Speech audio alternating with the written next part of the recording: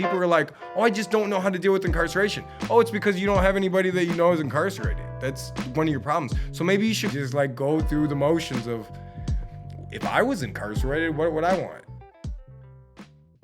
Newly released from incarceration after 21 years, where, in order to survive the bit and in order to survive the place, leaned into creative arts and developed that aspect of myself and, used it to process out, the accountability aspects of, my past and what I'd done. So it was important that I figured out how to, develop my talents, but also like confront the reality of the situation. Trying to figure out how to be a better, person in the world. I always liked art and I always messed with it, but I was of a certain class and I was the first one to go straight to college in my family. And then when I started studying art, like in the joint, my world is starting to broaden and I'm starting to think like, oh, fuck, well, this is all it takes to be an artist, right? Yet I'm in a place where my food is taken care of, I have a bed to sleep in. I don't have any challenges of adulting either, right?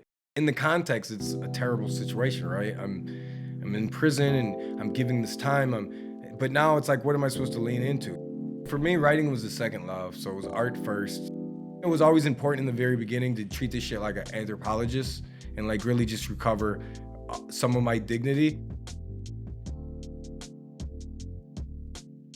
When I went to my bunk and turned on the TV, this was my way to engage. So, and as I was learning how to tell my own story, and I was just constantly bombarded by this negative imagery. If you don't put the work in to figure out how to say it in such a way that's not a trope or not, you know what I mean? Like, you don't deserve to be published. And so I'm starting thinking like, well, fuck, why can't I make some stuff, right? Like, so I start studying like just books that I can get at the library, old textbook, old, film textbooks where they're, really, so I'm getting to know the process because in the beginning, my work was just for me, it was cathartic, right? I thought it was clever.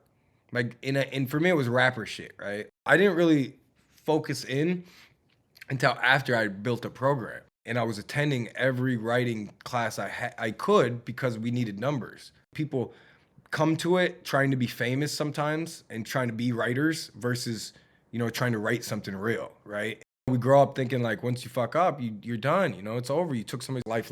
That's always an and. There's no but to that, right? And I live with this. And it took me a long time to really like be at peace with that. And I still am struggling with that shit, right? Like the permission to be an artist. Like who gives permission? Like I had to still process the fact that I did something to somebody that were very bad, right? And like now I have the audacity to demand respect and humanity, which is real, right? Like I do have that right.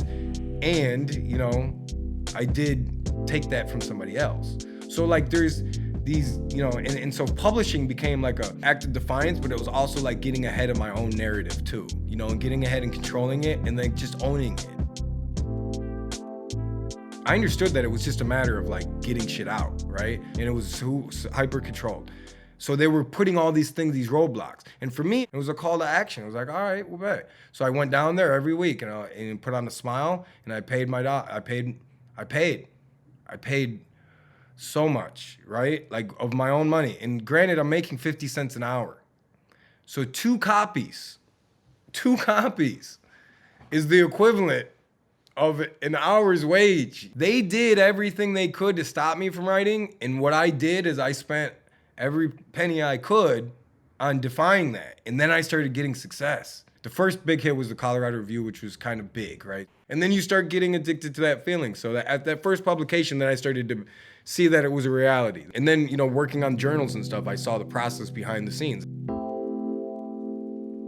The frustration that is submittable or whatever it is, the systems that you have to do, or grant writing, the RFPs, it's like these things, these bureaucratic ways to fucking have to process your artwork. We're on a higher level here. So like the gatekeeping process I understand is necessary. It's just be a fucking human.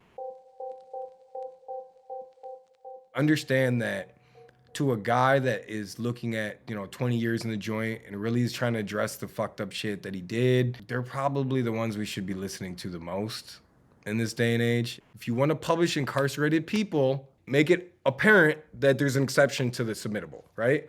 Let people know that you can write and tell them whatever hoop that you want them to jump through. Just tell them. Number two, if you want, say, 1 out of every 3 journals to have an incarcerated voice, go seek out the people that deserve to be heard. People are like, oh, I just don't know how to deal with incarceration. Oh, it's because you don't have anybody that you know is incarcerated. That's one of your problems. But what happens is they go back to the Dick Wolf thing. I see the thing that I'm fighting against in the eyes of others more than I did on TV, right? Because they just automatically assume incarceration was this experience for me, that I must have been fighting off people. You know what I mean? Like, I see them throw that on me. And I'm like, no, that's not true. But if you'd like to hear about it, here are my words.